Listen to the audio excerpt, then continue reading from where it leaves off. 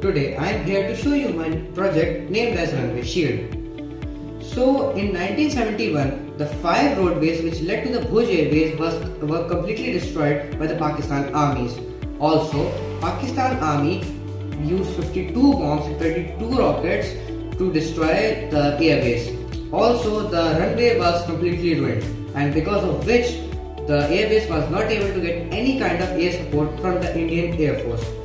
So the base in charge and the squadron leader at that time was Mr. Vijay Kumar Karnik, who somehow managed to gather 300 women from the nearby village named as Madhavpur.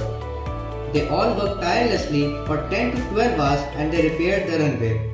After the repairs were done, a helicopter carrying 500 soldiers landed on the runway, and all of our brave soldiers fought with no fear, and India won the battle that day.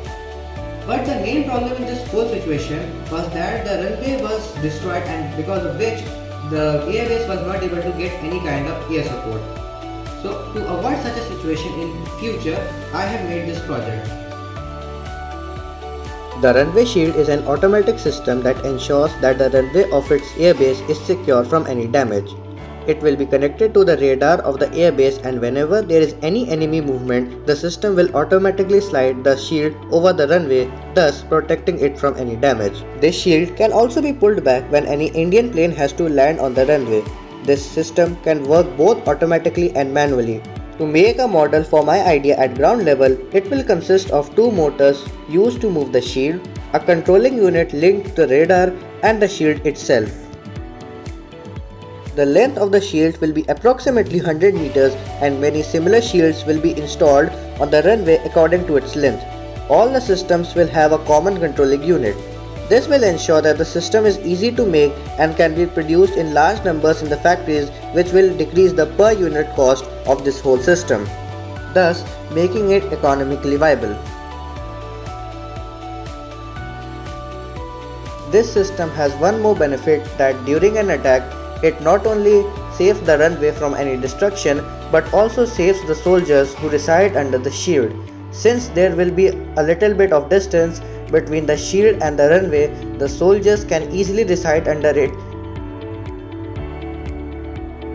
The shield in this system has to be made of a material with a high melting point so that it can withstand the high temperature of explosions, and also hard to withstand the great force of the explosion. So I have made the upper layer of this shield with tungsten, because firstly tungsten is a very hard metal, and secondly it has the highest melting point which can withstand the high temperatures of explosion. The lower level of this shield will be made up of lead, so that if there is any kind of nuclear explosion near the shield, then the soldiers residing under the shield can be protected from any nuclear radiations, as the lead metal will reflect the heavy nuclear particles.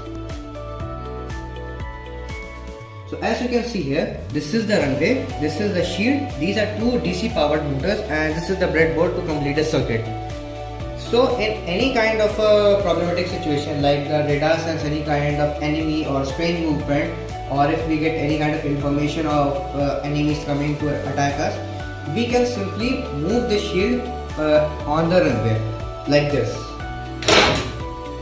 So in this way, the runway can be protected by the shield, so that in any kind of a situation we can at least get air support from the Indian Air Force.